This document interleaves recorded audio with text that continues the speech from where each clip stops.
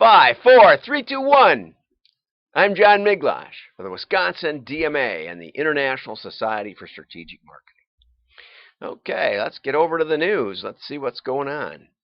Okay, this is not where I'm going to start. I'm going to start here. Okay. And this isn't where I'm going to start either. I got to get over to Communicating in a Crisis from Tom Fishburne. Okay? And he's got crisis communications, cliches, corporatese, faux sympathy, vague promises, virtue signaling, and sales pitch segues. And then some lady says, "Hey, where's your face mask?"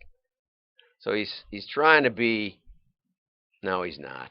He's trying to send out a message that he cares in the crisis, but he obviously doesn't care, or he'd have his face mask on. Well, you can judge that however you like.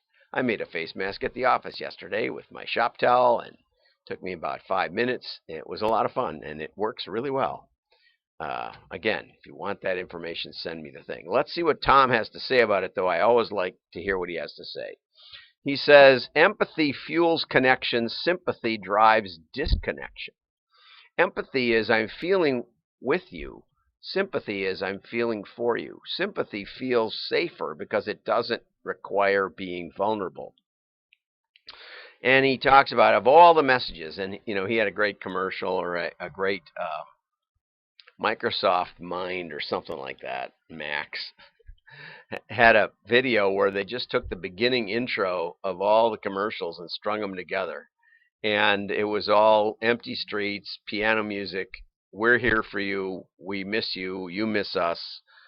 When we get through this, we'll get through this, and like that. So he says, but here, in contrast to that, was a message from Hoyt Denham, David Hyatt, something like that, who closed their factory in March. Says there were tears, there was lots of looking at the floor, there was lots of silence. In these moments, you begin to see how much you mean to each other. Sure, you moan and groan about this and that, and it's hard work, but we're going to miss each other. And so I promised everyone that I would make sure they had a business to come back to. That quote came to mind. I haven't come this far only to come this far. Guy really said what he felt, looking at his employees and stuff. And lastly, thank you for your support. I know we made jeans, but you made the company.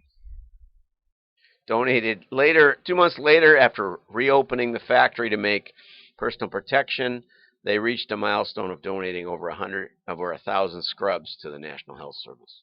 Okay, so I wanted to talk just for a second about how to practice empathy.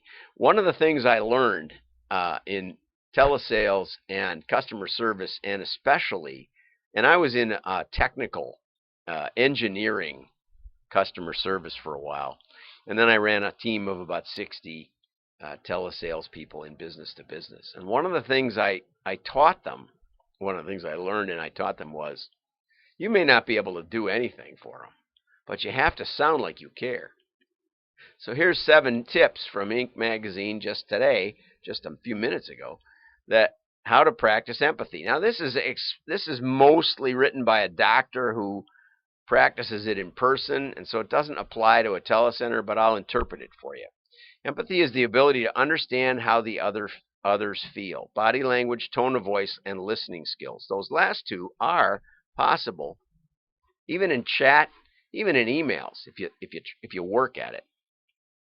First, muscles for face. Empathy, and it's EM. I don't know what the E is, just maybe the word empathy. But the second one is muscles for facial expression. Smile. Even if you don't feel like smiling.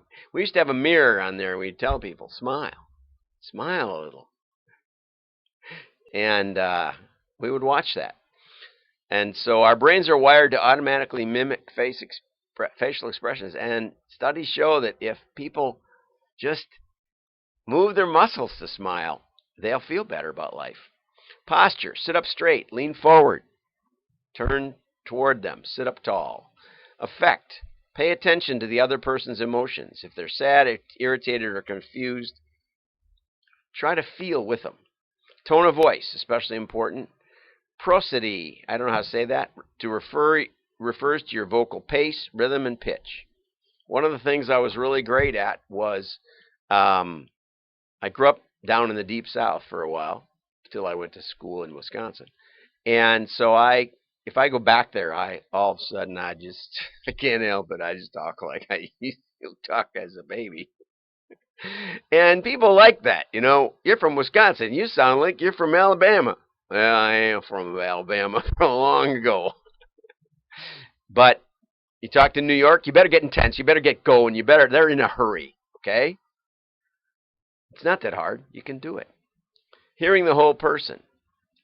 Take a step backwards if emotions are running high and respond with compassion. And what's your response? Your feelings about others transmit. And this is something I learned in Amway. I learned that my whole life I'd been, with higher education, you get the ability to use words in nuanced ways that people won't get. And you can kind of make fun of them by doing that. You can basically say, you're not so smart, I'm smart. And you can have these little personal jokes that you make by yourself at the expense of others. And what I learned after a couple of years was that people may not get the joke, they may not get what you're saying exactly, but they pick up on your attitude, and they don't like it. And if you're going to build a big group of volunteers, which is basically what it means to build an Amway business, you better get your act on.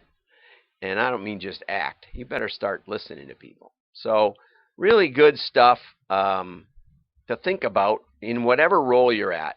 Think about practicing empathy. Now we want to get into think differently. I've done some old commercials. I've done some stuff, but this guy from the Drum said that he's watching. One of my favorite marketing campaigns of all time is Think Different from Apple in 1997. And the ad's called Here's to the Crazy Ones. And he regularly plays this video, and he sees it as a call to action. The message is clear. Don't be afraid to innovate. Leave your mark, even if it scares you. So let's go up to that and play that one. Here's to the crazy ones. The rebels. The troublemakers.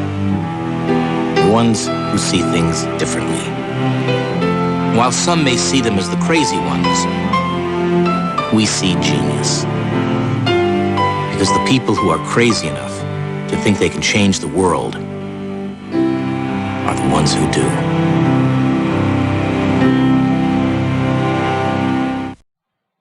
Okay, so that was pretty great, I think. And of course, as one of the crazy ones, one of my clients told me I break every rule of statistical analysis, but obviously I don't. Right? Nothing could be farther from the truth. I found that out from a UCLA statistics professor. He said, John, you don't break the rules. You have higher standards. Okay, so now let's talk a little bit about some retail approaches that were taken through the pandemic. Walmart, Home Depot, and Kohl's. Walmart, U.S. business, same-store sales grew by 10%. Ticket size grew by 16.5%. E-commerce sales skyrocketed by 74%. Walmart made major changes and major innovations to the way they fulfilled their curb pickup, I don't know if they had delivery or not. I think they just did curb pickup. But the bottom line was people made fewer trips but spent more. They figured out a way to change and to stay open. They were allowed to stay open. But Home Depot, on the other hand, same-store sales grew by 6% and first quarter revenue by 7% over last year. But the company said the coronavirus-related costs were a huge drag. It spent $850 million on employee benefits to keep the stores humming. So they just paid people more, not as much innovate. And the ugly, Kohl's. Kohl's, and I know about this, and I was so upset because, well, for one, my son had worked there for 5 years or something, and they got lots of public pressure in Wisconsin. People were on the news saying, I don't understand why Kohl's is still open. This is a crisis. Kohl's should shut down. This is terrible. Why is Kohl's still open? They're just after the money. But, what's to say that a watermelon is more important than a pair of pants or a pair of shoes or something else you might need? You can go to the dollar store. The dollar store is a tight little cramped store. I went there for a couple of things, but you couldn't go to Kohl's and get the stuff you wanted. So their sales were down 43%, cut in half, right? Oh, it's easy to quit. It's easy to just say, "Oh, we're getting a lot of public pressure. Let's just close down." And Kohl's reopened, but about half of its stores. The company CEO says, "We're made for social distancing because we're big and we're not in the malls." Oh yeah? You should be fired. If I were a shareholder of Kohl's, I would demand that you're fired. And what's really interesting is the next challenge. This article from The Hustle says to not become like J. Crew, J.C. Penney, and Neiman Marcus. And of course, I've written about all three of them and all the dumb things they've done in the last couple of years. J.C. Penney's deciding that they were abandoning families, they were abandoning their traditional marketplace in order to serve a marketplace or a market that was 2% at best of the country, and not a marketplace that's it's basically singles, not families. And I watched that. I watched them destroy their business. J. Crew gave up email. Neiman Marcus, Eric Neiman. I think it's Eric Neiman. I don't know. Neiman Marcus. Maybe it wasn't. Maybe it was. Anyway, no, it wasn't. But they gave up doing mail. So try to figure out a way. Don't just give up. Anybody can give up. Anybody can close down. And on that note, let's just get over to something else. This is from USA Today back in March. Liberty University. I heard this yesterday on a talk radio show. You think that all Cambridge University announced they're not going to open for the entire 2021 year. The University of California system, which is, I think, the biggest college system in America. UW system is second or third or something, but very big too. But so the UC system announced they're not going to have anybody on campus. You think that everybody closed, but not one. There was one place where students were allowed to return, and that was Liberty University. Will return to the Evangelical Virginia campus. And the mayor, I found article after article after article from mid-March. Now, in defense of the reporting, because I was told, I'd heard on the radio show that everybody said that everybody was going to die, everybody's going to die. Okay, and I couldn't find one story that said everybody's going to die, that predicted the doom and gloom. But the mayor of Lynchburg said reckless decision. And that was all over the news reports at the time. Okay, and here's what I thought was interesting is that, as an aside that was noted, that the president of Liberty University was a supporter of Donald Trump. How is that relevant? It's not that relevant at all. We've got a little more in another article. Okay. But they invited students back, and immediately there was a story that 12 students had symptoms that could be coronavirus. It turned out that I think only one, just a handful, 2 or 3 maybe, tested positive, but none of them were on campus. Liberty University has over 100,000 online students, which I didn't know. That's really something. Must be one of the bigger online colleges in the country. So they didn't have much trouble pivoting. They were already set to pivot. That was before the coronavirus, okay? It turned out that I think they had one case, one positive, and that student was not on campus, was an online student. And they had 3 or 4 other staffers that tested positive, but nothing could be traced to the university. The CDC also, I think just this week, says that the coronavirus is not caught by touching surfaces that have been coughed on or sneezed on. You don't catch it from touching surfaces. You catch it by being in confined space with someone talking or coughing or sneezing, that kind of thing. But talking, even especially. So, what's the bottom line here today? You know, marketers have been playing with buzzwords for the 30 years I've been involved in it. When I got started, direct marketing wasn't even a thing hardly. Direct mail was a thing. And I learned direct mail. And then the Direct Mail Marketing Association changed their name to Direct Marketing. And they started talking about how everybody who got any kind of response, a measurable response to their ad, was a direct marketer. And so all of a sudden everybody was a direct marketer, which meant no one knew what they were doing. And all kinds of direct marketing experts blossomed, like one-to-one marketers. And that was a lie. That was a buzzword, great buzzword, one-to-one marketing. We still don't do one-to-one marketing. Don't believe them. Okay? And then we got database marketing. And most people didn't know what a database was. I helped a merge purge house.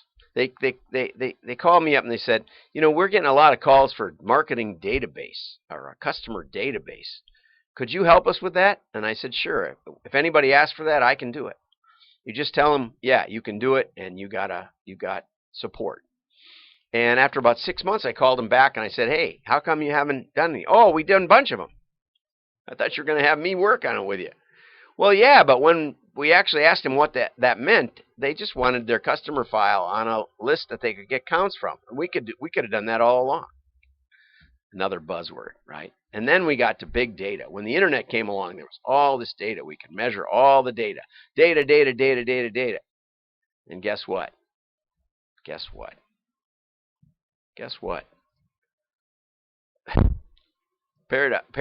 I'm looking at my periscope, and it never did light up, and I don't know quite why. I was leaving it for later, and it didn't light up. Anyway, so big data. That was the whole thing. It was all about big data. And then it turned out that the more big data you have, the more spurious correlations you have, if you can even analyze it, because you have to have a big data analytics tool. So we sold more software. I used to joke around when people asked me what was database marketing. It was selling marketing databases to unsuspecting clients. And that's pretty much what it was, because that big promises with marketing database, big promises, not unless you could do something with it.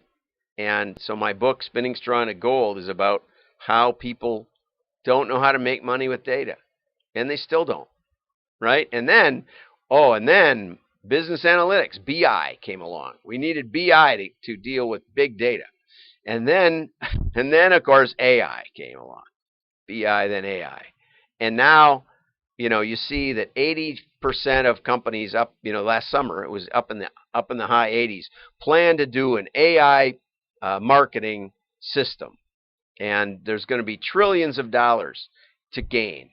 And I did a few talks on how you without attribution in digital, you can't even get a labeled data set to get it to work. And then we see article after article the last 3 years about how 87%, that's from Forrester or Gartner, both of them came out and said 87% or thereabouts or higher of the marketing AI projects don't even get to ROI.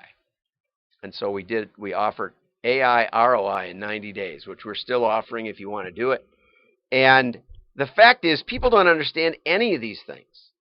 And yet it gets to be the buzzwords in the news. Just like people didn't know how the coronavirus was transmitted.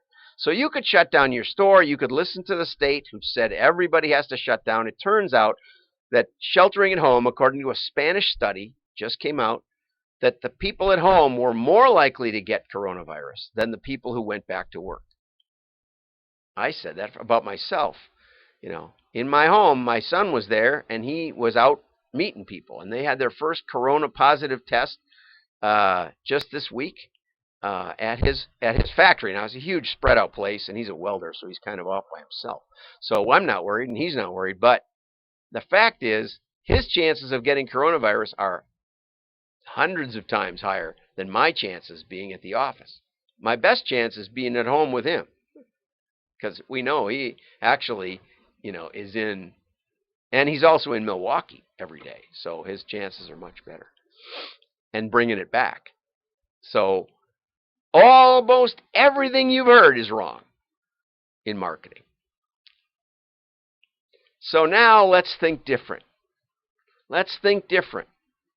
We've gone head-to-head with 8 different modeling companies, statistical, analytical modeling companies around the world, and beat them all. The average was about 60% win on gross margin per piece. How about that? And this was with a cataloger that was printing 500,000 pieces or dropping 500,000 pieces per.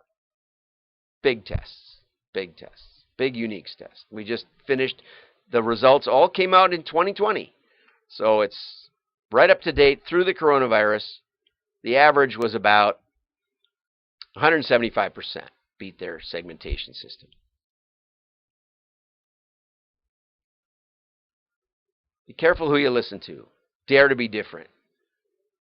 Listen to the crazy ones. I'm John Miglosh. Got a great share yesterday. Thank you for that on LinkedIn with a nice description of what the show was about. So I'll keep posting on LinkedIn. Like and share. Your friends will think you're smart. Bye-bye.